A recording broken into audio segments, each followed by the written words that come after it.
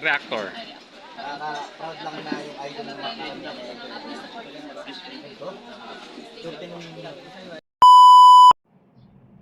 Hi guys! Welcome back to my channel, Trending Pia po. Ayan, bago natin start ang ating reaction video, pasalamatan muna natin si Lord. Thank you po, amang nasa langit. At syempre guys, pasalamatan natin may-ari ng video, Kalingap Edo. Kung hindi ka pa nakasubscribe, subscribe ka na po. At huwag kalimutan suportahan ang ama ng Kalingap, Kuya Bal Santos Matubang, Kalingap Rob, Ate Edna, si Ma'am Jack, at syempre si Kalingap Edo, Kalingap Dan, Kuya Jomar Vlog. Please support po natin lahat ng nasa Kalingap, and please all reactors.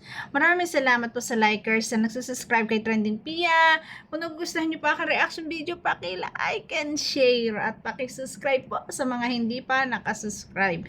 So ngayon, i-reaction video natin tong emergency po na nangyari kay Arjen. Pakinggan po natin si Kalingap Edo. Yan po. May masama pong balita akong nalaman, no? Kasi ito, biglaan po, si Arjen po, may nangyari pong masama. Gulat din po ako kasi hindi ko inaasahan itong mangyari, no? Kala ko isa, mild lang yung sakit na sinasabi niya sa akin. Yun po, nung kanina lang po, nitong papunta po sana ako kay Beyonce para sunduin. So ito po, mag-change course muna po ako ng pupuntahan kasi emergency. Si Arjen po si Roseanne po kasi bigla nagtawag sa akin at nakita ko yung video niya. Pinakita niya sa akin yung video ni Arjen na naghihingalo po, hirap na hirap huminga. So nagulat at natakot po sa mga nakita ko. First po, parang masakit sa akin sa pakiramdam ko na makita ko yung mga tinutulungan ko nagkakaganyan. Grabe. Dadalhin ko po siya sa ospital para So ayun, si Roseanne po ang tumawag sa kanya para ipakita ang kalagayan ni RJ, at doon siya naawa talaga sa kalagayan. At syempre ang way po dapat ay pupuntahan niya ang kanyang girlfriend para sunduin, pero siguro tinawagan niya ang kanyang girlfriend na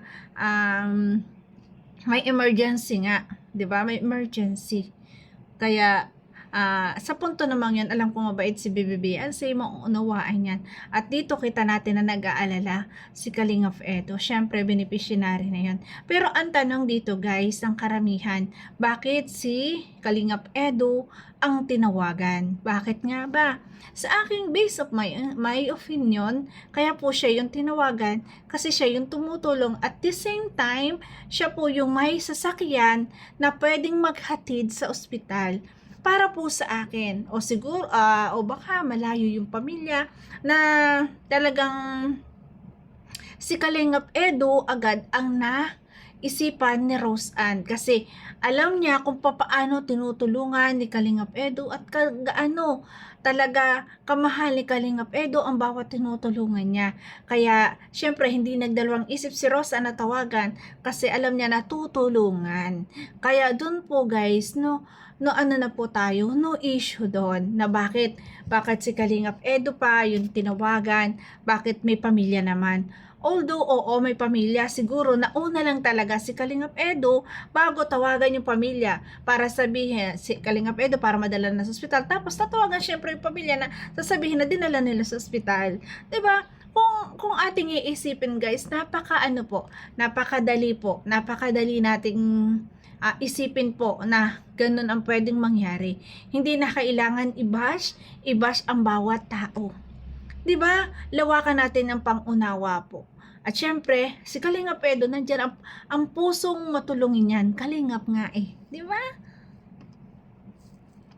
Maipa-confine at mapatingnan po siya.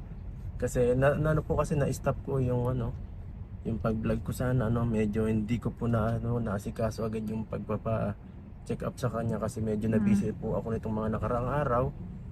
At dami pong gawain na dami ko pong ginagawa. Roseanne! Pero Kalingap Edo, huwag kang masyadong ma-depress o mag-isip sa iyong sarili kasi hindi mo naman kasalanan yun. Ikaw tumutulong lang. At the same time, yung pamilya pa rin dapat ang may obligasyon. Di ba? Ay, Jim, naririnig na ko anong gagawin niya. Bakit na sira? Ya, ano na sa loob din mo kaya ang sahod. Ikaw ba ito? Ako na mabuhat. Bakit di kayo nagtawag ng tricycle? Ngayon man. Dahil man kayo na tricycle lang. Ha? Nakausap talaga siya. Kaya nga, kalapit. Hindi yun na rin nandun eh.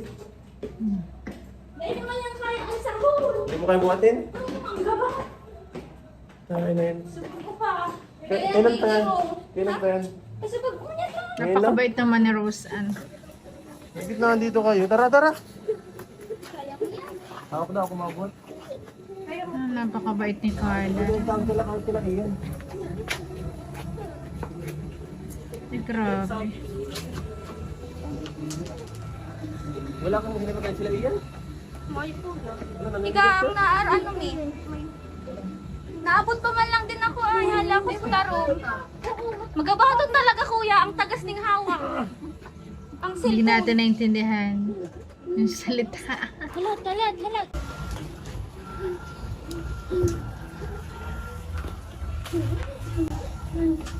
Diyos ko po. Ay, grabe. So, ayan na. Napakabait po ni Kalingap Edo. Siya na yung bumuhat talaga. Parata. Luhay. Malas pati yan.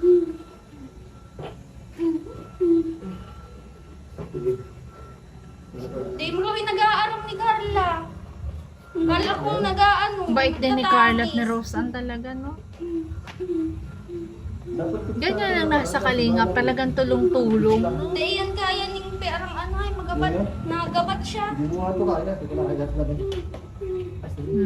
Kaya tinawag si Kuya Edo nila kasi nga hindi nila kayang ibaba. Ay. Allergy siguro, guys. Ang buhat ni Kalingap Edo, oh. Ay, grabe. Miming, halas ka. Nahapo siya.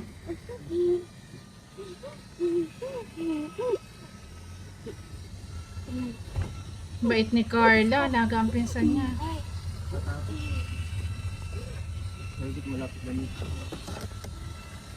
Grabe. Bawal siya magpara sulo-sulo. So pag nagsulo-sulo ay gusto ko na maarap. O siguro kasi ang dinig ko, nakikita ko sa mga may hika, siguro may nakain siyang bawal or may naamoy na allergy, kaya po nagkaganyan. Mahirap po talaga ang allergy.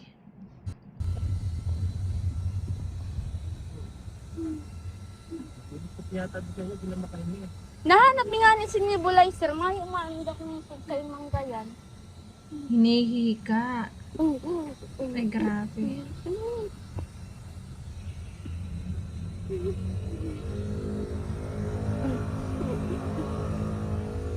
Hirap siyang huminga talaga. Talaga ninervyos din ang mga kasamahan ko. Grabe, guys. Grabe, talagang ang bait po ni Kalingap Edo na talagang siya agad, dumating agad. Grabe. Meron na lang, ikaw pa din nakakahali.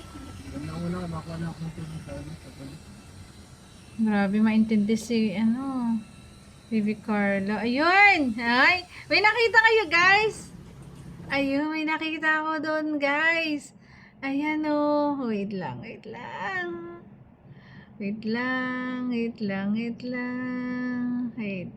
Rewind natin. Ayun, may kamay doon. Ayan, huli! Pero di kulong.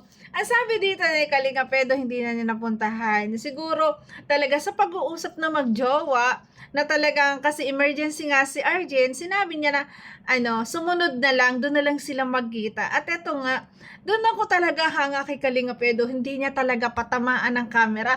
Tayo lang talaga ang matatalas ang mata para makita natin. Grabe. Ay, nandyan talaga kanyang bibibiyan si. Ayun, oh. Oh, di ba? Grabe. At ayun, nasa unahan or Kita-kita natin, guys. Oh, di ba? Nasa unahan ang prinsesa ni Kalingap Edu. Oh, di ba? Grabe. Ayan.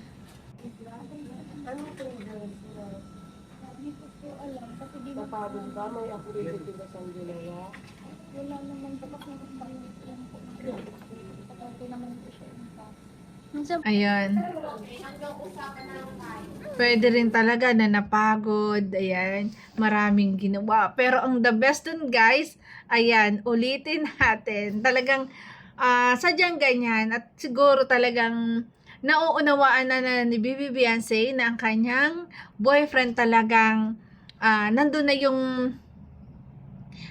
madidivide yung oras lalo na sa mga tinutulungan. Pero ang importante doon, andyan nakaagapay kasama. 'Di ba? At syempre, humanga na naman ako kay Kalingap Edu. Hindi niya pinatamaan ang camera. Pero kita natin, guys. Ulitin natin. Nandun ang kanyang wifey, guys. Ayan, oh. Oh, ayan, ang kanyang wifey. Ayan, oh. O, di ba? Ay, grabe. At nakita ko rin yung kamay. Ayun, oh. O, di ba? Huli. Ayan. Grabe, guys. Nakakatuwa yung relasyon nila, no? Talagang, sa ganito lang talagang kikiligin tayo na kasi nandyan eh. Nandyan talagang ang suporta. Grabe, guys. So, ayan. At sinamahan na po at dinala na nga ni Kalingap Edu si Arjen sa ospital, pina-check up. Pero sabi sa mga napanood ko, pinauwi din naman. At siguro talaga napagod lang. At na-allergy. Ganun po talaga. Yung iba kasi sabi hindi naman malubha. Pag na-allergy kasi, delikate rin po yan. At ang okay lang, ang mabuti doon na ginawa, talagang naisugod sa ospital para mabigyan ng tamang medication po. Hindi pwede kasi na hayaan na lang kasi si Carla nga siya nagbabantay, siya nga yung nag-aalala din. Tingnan niyo naman ang pagod ni Carla na halos ngalay, 'di ba? Pag tututok ng electric fan, siya talaga yung nag-aalaga. Napakabait ng pinsan. At syempre, nandyan din ang kanyang BFF na si Bibi Beyonce. Huli! Kita natin, guys. So, yung iba, ayan, huwag na kayong magtampo. Na bakit inuuna? Kasi may nababasa ako bakit inuuna ni Kalingap Edu. Syempre, guys, buhay yan. At yan ay nauunawaan ni Bibi Beyonce. At kasi magkakaibigan sila. Kaya no issue na po doon. No issue. Ayan. Ang the best dito talaga, guys, nadala na ipagamot. At syempre, yung pamilya, although talaga pananagutan or obligasyon ng isang pamilya, nandyan na po yan. Siguro sa kakulangan din, di ba? Kakulangan ng pera, di ba mga beneficiary nga lang sila. Siguro talaga, kaya si Kalingap Edu talaga agad tinawagan kasi alam na siyang makakatulong. Pero pamilya, for sure, nandyan yan. Kaya, no issue na po tayo doon. Ang mahalaga, nakita natin yung suporta talaga ng kanyang wifey, Kalingap Edu, na nandun. Hindi lang talaga isinasama sa vlog kasi napaka-private po ng kanilang relasyon. Oo, nagbablog sila kay Kalingap Rob doon lang. Nagla-live sila kasi live selling. Pero yung mag-vlog sila para sa kanila, hindi po. Napaka-private po ng mga off-cam nila. Doon lang sa mga bulong-bulong na hindi makaligtas sa mga nasa paligid nila.